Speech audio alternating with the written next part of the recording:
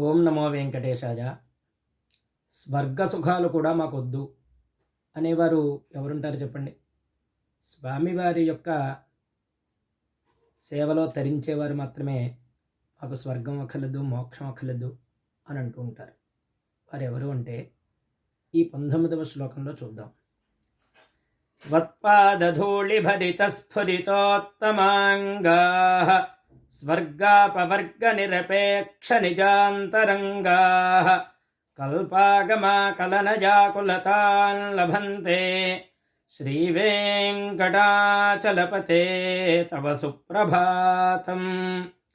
స్వామివారి యొక్క పాదధూళి శిరస్సుపై పడినవారు అంటే ఆయన సేవలో ధరించిన వాళ్ళు, ఆయన యొక్క పాదధూళి స్పర్శ శిరస్సు మీద పడి పవిత్రమైన వాళ్ళందరూ కూడా మాకు స్వర్గ సుఖాలు అక్కర్లేదు, మాకు మోక్షప్రాప్తి అక్కర్లేదు, నీ సేవలో ఇలా తరిస్తూ ఉంటాము.